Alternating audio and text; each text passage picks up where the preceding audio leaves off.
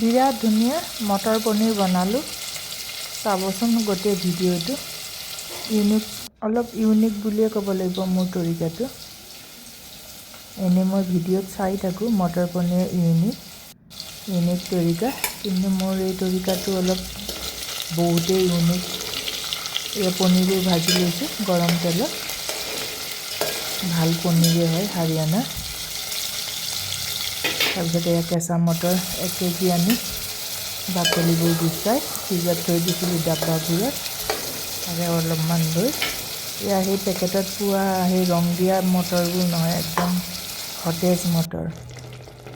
আৰু এয়া গোটেইখিনি মছলাই আছে, ইলাইচিৰ পৰা আৰম্ভ কৰি পেষ্ট বনাই ল'লোঁ একেবাৰে। পিঁয়াজ, এটা বিলাহী, দালচেনি, ইলাইচি, তাৰপিছত এয়া দিছোঁ অলপ চিকেন মছলা দি দিছোঁ।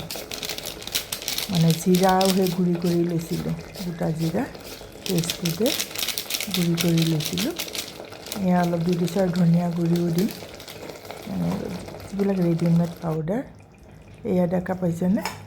অলপ উতলা মটৰখিনি যিহেতু ভাজি লৈছিলোঁ, সেইকাৰণে এতিয়া আৰু ইমান নালাগে, অলপমান খালি মিলি যাবলৈ গোটেইখিনি ইনগ্ৰিডিয়েণ্ট, মানে যাতে মিলি পেলাই এটা ভাল এটা সোৱাদ কৰে, তাৰ কাৰণে উতলাই আছোঁ। আৰু ঢাকনাও দিম এতিয়া। একেবাৰে অকণমান গোটেই ভিডিঅ'টো চাব বুলি আশা কৰি এয়া ঢাকনা দিছোঁ। এনেকৈ ঢাকনা দি 2-3 বাৰ উতলাম, মানে মটৰখিনি যাতে ভালকৈ সিজি যায়। আধা ভজা কৰিহে লৈছিলোঁ।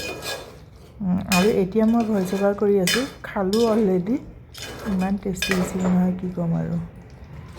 মানে হেৰিত কিনিব গ'লেতো এইটো 800মান টকা পৰিব। থেংক ইউ ফৰ ৱাচিং।